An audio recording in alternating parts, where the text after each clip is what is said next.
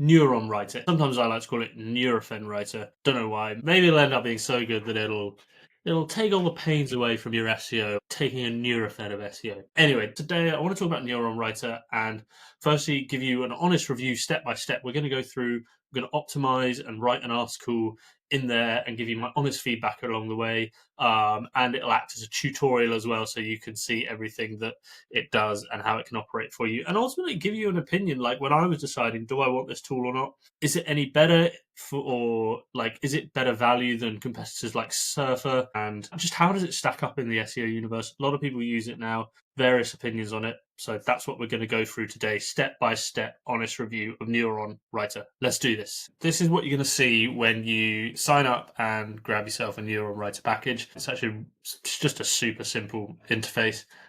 With various, you can set up projects, or you can even share products if you have other people with different accounts, and really easy to get started. Create a new project if you want, and we'll just call this test. And we're just going to go through everything step by step as if it's a new account, so you can see how it all works and whether it's any good, basically. And we're not going to relate it to a domain, but you could put it in there. We'll just put this in as test project just for the purposes of today. Default search engine location is, let's say, United States for this one.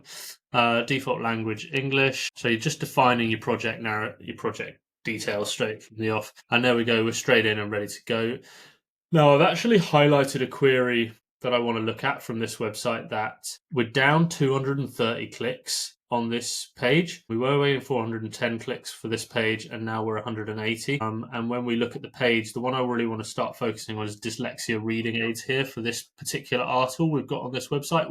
Looking at it, I can see that there's some areas we can improve, but I'm interested to know how are we going to operate in Neuron Writer and what results is that going to give? So what we're going to do is we're going to take that keyword and we're going to optimize content. And actually, it's going to ask us for the URL of that page as well. So we can go and pop that in there. And we're targeting United States for this content as well, that search volume. And we're just going to ask it to go away now and do its research, look at the SERPs, pull in all the data so we can start using that to optimize our page from what was a number one ranking page. Now it's dropped off. How can we go and optimize again? And actually, while I'm doing this, the content writing flow is very similar to the optimization flow. This way just pulls in data from your page and also against the SERP automatically, rather than just pulling data from the SERP and then you filling in the page as you write, basically. But it works in roughly the same way, basically. The editor's still the same. Okay, so it took I don't even think 2-3 minutes to get this data back, and you can see from the top it's just pulled in the content competition, which is interesting, a 7. I'm not sure whether that's 7 out of 10 or 7 out of 100, but we'll probably get more details in a minute. You can assign this and give expected dates for return on the work to your team if you've got a content team. Add tags as well. But basically, we can click on the content writer query and we can go in and start sort of just refining the content editor as well. Now, I like this little bit because you can select competitors in the SERP. Now, for content like this, I'm probably going to take all of the top 10, but you could take even more if you want. But sometimes you might look through and think, well, there's mixed search intent here. There's some landing pages or there's some blog content, but we're ranking blog content. So we might not want to analyze against some of our other competitors, basically, that are landing pages rather than blogs or vice versa. And you can see, actually, it's picked us. This is our page here, and it's actually put us as Google Rank 2, which is super interesting because our content score is actually 35 when the top competitor, Amazon, I don't know if we're ever going to outrank Amazon, but it's interesting to note that we have slipped and the content score is different. And there's others on the page that are creeping up in their content score. So it's going to be well worth us because we've clearly slipped on that keyword, and the content as a whole has been taking a hit in terms of search results, to go and update and improve this page or see where we can improve this page. And there's clearly a lot of improvements we can make that would probably lift other keywords on the page as well, just by improving the type of content we have. Now, what's nice, you have an auto import content feature here, which can be pretty hit and miss with these tools. So we're going to go and try and bring it in. If you've got sort of some weird CMS or things like that, it can hallucinate or not quite bring everything in, but it looks like it's actually brought everything in really nicely except the images. which might be hurting our content score a little bit, but not to worry, we can import new images and improve that as we go. So here we have our content, and we can get rid of that sidebar and we can start working. So straight from the off, we're going to be given our terms, which are our, I guess, keywords and entities we're mentioning in our content, and it's going to talk about what we've got in the article. That means what's in the body text rather than the headers here. And we can go down and see sort of words we're missing. So we're not including reading tools, dyslexia reading tools, read and write, tool design, tools like. We should be adding all those terms into our content to raise our content score of what other competitors are using within their content. And then we can actually go in way, way deeper and start looking at extended terms, which broaden the content, as you can see here, and have an advantage over your competitors. And you can see the color coding in there as well. Green is, yeah, you've matched exactly the density or the amount that your competitors are using it. And you can see others red, it's like, hey, you're way overusing this term. Maybe start broadening or differentiating synonyms the way you use that term. So we can go through and start writing this into our content. We might even spot whole new areas we need to write. Now you can also see there's our overall content score, which we know already from earlier. 72 is the highest competitor on the page. So that's probably what we're aiming to beat. We've got title, which is 80%. So we can click on title and we can again go in and see our content score checklist. This is a nice feature because it's going to go and tell us how we're scoring in different areas of our sort of titles and metadata. Our meta title, great. We hit everything there. Our meta description. Now, interestingly, our H1 heading on the page. So although our meta title, which shows in Google, what actually we've got on our page is interesting. It signified us at the top there. Our title of our H1 on our page is actually signaled as an H3. So this here is in our content as an H3, not an H1. Now that's a potential big loss for us because the H1 on our page, although our meta title, which shows on Google, has the keyword, the H1 is actually marked up as an H3. So straight away we can get an instant win on the page by just upgrading that H1 to an H3, and boom, look at that. That's immediately that's just that. Sometimes you just find the easiest wins in content, and it might not move us from position 2 from position 1, but if you were just outside of page 1 or just at the bottom of page 1, that could be a good few rankings worth for you, just having those tags set up correctly, which could be significant revenue for your business. So we've gone from 34 to 47 straight away. Now, again, our H2 headings, we might consider putting dyslexia reading aids somewhere in our H2s. So maybe not in the first one, but we could certainly put like story cubes for dyslexia reading aids in one of our H2 headings. And again, you can see how we're optimizing an article here for SEO purposes. Again, we've got another 6-point jump to 53 now just by making that little tweak. And again, we could probably go through and add it once or twice more through. There's another way we can look at that. We could go through and look at our headings area here and look at other words that other competitors or it's suggesting we use in our H1, and by suggested number of uses, 22%, obviously 77, 44, 22%. We should probably be using that maybe a bit more than some of the 11%. So we could go and look at our H1 and put like 5 dyslexia reading aids that actually work. It can be sometimes quite hard to get into these H1 terms like dyslexia reading aids. You know, it's quite hard to build that in when we want dyslexia reading aids, but there was also a higher volume search term that people are going after that was dyslexia reading tools. Is actually a much higher search term than aids. And when we scroll down this list, we're actually down in position 3. So noticing this, saying like it keeps pushing me to take reading tools, dyslexia reading tools over aids. Maybe it's worth actually saying, well, maybe let's tweak our keyword targeting a little bit now and think, actually, let's reassess. But so we could put the word tool aids in there or something, tools and aids maybe into our H1. That's going to, again, bump us up further and probably help us with that higher volume keyword. Again, like if you're doing this, just go and do a little more research and just like, okay, I've spotted this. Maybe it's worth just changing tact a little bit. Next, we can scroll down into our H2 and H3 terms. And again, we've got reading tools again. So we could go through and look, we've got dyslexia reading aids. We could go through and say like colored rulers and for reading. maybe it's kind of hard to sometimes fit them in, but like looking at ways, maybe we actually add a whole section about talking about reading tools, which I'll get onto in a second. We can see our word count's probably a little short, and we can go back to this little overview here as well. We can see our word count's probably a little bit short, and our terms, again, we can use more terms throughout our page in terms of within our body text, so we can go through and start adding those. But you can see already just those like header tweaks. I've got us to 62. We were at 34, and we're trying to get above 72, so we're getting really close already. Now, let's look at some more features in Neuron Writer, because that stuff of like adding keywords and shaping content around those entities is quite simple to understand. What we can also do is look at AI writing and outline. So we could go to an AI outline, and we could go through and look some of the other H1s and H2s that other people have been using for their content to get inspiration, anything we're missing, any other tools we could use, which I think there's a few things that we could pull in here. We could actually make this, instead of 5, we could make this into 13, and we could look at Amazon and other websites and see like what other tools are other people recommending. So we can see that from competitors. We can also use smart headings.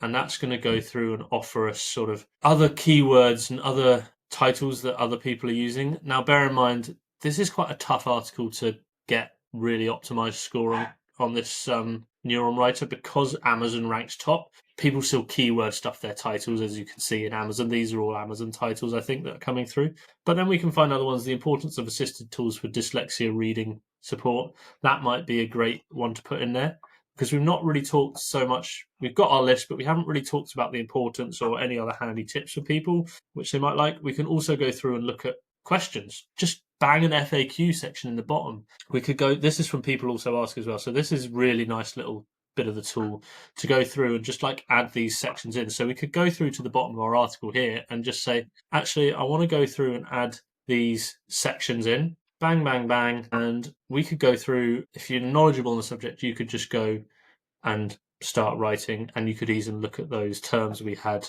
these terms here and start including them in there. So we can go and include those really easy, those questions. Or if we're feeling really lazy, we can use the AI outline tool. So we can just use AI to go and say like, and this is probably not as amazing for article optimization, but if you've got a brand new article, you can use this optimization tool to say like, generate me a title. So actually it's come up with a different title for us: assistive technology options, dyslexia reading tools. So it's given us a different title there as well. And it's going to go through and ask the AI basically to include following basic terms, extended terms, H1s, H2s, and then it's going to go build the outline for you. I'm just going to do it at the bottom of the article here because I don't want to mess up what we've got already. And you can see as well, you can then suggest the output length, because if you're writing, you would be able to suggest an output length, but we're just creating an outline, so it's not so important. We can talk about creativity, how creative we want it to be or not in terms of its reliability, and we can even choose different GPT and Claude models. So let's try Claude Sonnet 3.7 and get that to write our content outline for me based on what we've looked at and the research it's done. And boom, we've got a really in-depth content outline now within the click of a button. It literally took 10 or 20 seconds to go and do that. And obviously every plan has a different content credit usage here, but most of them are pretty generous. So what's it come up with? 5 dyslexia reading tools, assistive technology options to help kids read and write. So it's come up with an interesting H1, and actually you can see just by creating a good outline, and I often find with Neuron Writer in our content grading score, when you ask it to come up with a good outline, or you have a good brief and outline and you put it into Neuron Writer, it scores really well. So then all the writer has to do, or all you have to do as a writer, is go and fill in the content, and you know you're going to have a well-optimized piece of content. What are the best reading aids for dyslexic children? Top 5. It's gone through this. Look, this isn't a great outline, I'm not going to lie. This is one thing I don't like. It kind of like pumps a lot of random titles in here sometimes. It hasn't really gone and found anything that helpful, like reading strips and highlight strips. It said top 5, and then it's not really given me the top 5. So it lacks a bit of that like flexibility in terms of creating articles. But in terms of like, we could go through and say like, because I've already got an article and I'm optimizing, we could actually use this and say like, well, let's go and pick some of these nice titles out of here. But you know, as we're optimizing, this isn't as useful, but we could pick some good questions out of there to improve our content. But we're at a 61 already. Now the AI writing area as well as the AI outline, which we just used. You've got AI writing, and there's all sorts of cool things in here that you can so you could come up with, again, blog article outline with H1 and H3 headings. We could just generate a title based on given terms and examples. So we could go through and ask it to write that. And this is a bit more custom prompted rather than what we were doing before, which was based on the research. We could ask it to generate meta descriptions, article intros, generate FAQs. So one thing we don't have in this article is FAQs. So I can go and say, like, okay, use this FAQ section. Go and write me some FAQs, please. Bang. Look at that. It's gone and produced a full set of FAQs for me. What are the most effective assertive technologies? And it's actually written it for me. Now, the most effective assistive technology tools for individuals with dyslexia include text-to-speech software, blah, blah, blah, blah, blah. Look, I'm not always that amazed with some of this AI content, I'm not going to lie. And it's not really actually put out that many FAQs that maybe I'd want in terms of like 5 or 6 with short, punchy answers. So I'm not the biggest fan of the way it's done that FAQ section. It can generate paragraphs, category descriptions, YouTube descriptions, because you can just use this as a general writer as well. But we could go and say, like, highlight this. And what does this AI writing button do? Start paragraph. What helps dyslexia reading? There's my heading. First bullet point, second bullet point. Okay. It's various styles and everything you can select. Output length. Let's say we just want 80 odd words for this section, and it's going to answer that question hopefully nicely for us. Again, yeah, it's gone through and answered an FAQ section for us. Now, I'd probably from here go and like rewrite and tweak in our tone and everything like that. But you can see nicely in terms of our content score, we're now up to a 77, which is great. So we could actually go through and say, like, start paragraph for all of these. And we're going to keep going. I've just done a couple of them. Okay, so I've gone through and added all these, used AI to write all these FAQ questions. You can see it's actually bolded some of the keywords that we got in there. So we're packed full of keywords here, which might be tempted to tone down a little bit and rewrite a few bits just based on our sort of business's tone and that sort of thing. But you can see it's bumped our content score up to 79. And I'm pretty happy with that now. Our word count is up. Our headings could be improved a little bit. Our terms are great. 8% titles are good. And it's higher than competitors now. And the last thing we could probably do is just go and tidy up some meta descriptions and stuff. You can use AI to do that. We could try, if we're not happy with the title, we could ask it to keep generating, although it's pretty happy with that title. I might go dyslexia tools and aids, because that's kind of what we were trying to help with. What we originally had, 5 dyslexia reading aids that actually work, which I kind of like. Like, I kind of prefer 5 dyslexia reading tools, because that was a higher volume keyword, and aids. And I might even go, not that type of aids, that. And I might even just tweak it to be a little bit more compelling and go with actually in capitals work that, you see that a lot on YouTube and social media, and just hit save and close on that. And boom, now we're cooking. Now we're up to an 83 score, which is great. So I'm pretty happy with that now. And what would finish off our score would be probably this media section. Go through and adding back in the images from our page and making sure they're well described and alt text and stuff added. You could go and find YouTube videos. There's a get YouTube ideas button here, which is quite cool, which you could go and add some things in. There's a few spelling mistakes here. There's also specialist websites out there. And there's a couple of language tweaks we could do in there. But overall, we're in a much better position now. We're up to 83, and realistically, I've been talking through this on video, but this is 5-10 minutes, and probably I'd go through the text and just tidy up again, double spelling in there, things like that. But basically, we can take this and add it back into our original content now. We've obviously made that H1 tweak on the top of the page, which is going to probably make a big difference. We're going to see how that performs over the next few weeks and months. But overall, like, super simple tool. And one thing to point out is, like, Neuron Writer pricing is $23 monthly if you pay monthly, cheaper if you pay annually, $19. And it's giving you 25 content analysis per month, or 50 for the next plan up. AI writing credits, which is huge, for $23 a month. So, I mean, ChatGPT is $20 a month anyway, so is Claude. So you're kind of getting those in. You're getting content planning features. I think we saw in here as well that you can even go into the AI writing section or the outline section. No, the AI writing section.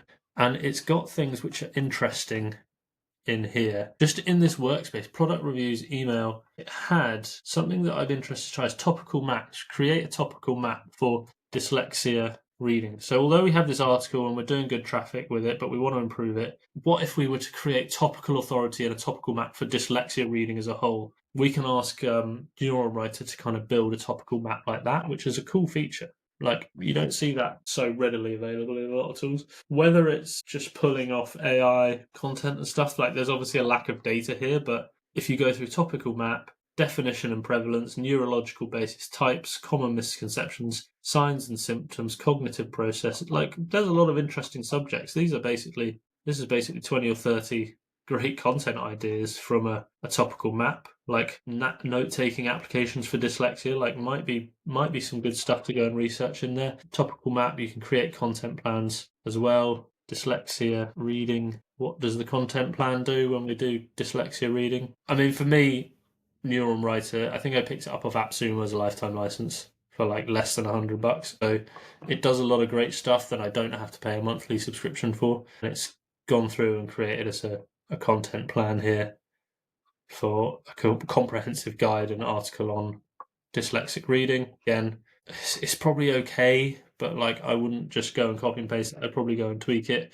I guess like when you compare the pricing, then you got $23 dollars a month for Neuron. You compare it to someone like it's the big industry competitor Surfer for this optimization tool for 30 articles a month rather than 25. You're starting at $99. And topical map, yes, you can do some keyword research in there. But if you're on a budget, Neuron Writer as a content optimization tool, I think it does a good job. And I'm going to get this into WordPress, get this published, and see if it delivers any more keywords and a traffic uplift for us. But that's the workflow. It's super simple. It's a good price. If you can find a lifetime plan, I think the AppSumo deal's run out now, but it might come back. It's a really cost-effective way to have a content optimization tool and AI writing tool at your disposal all in one.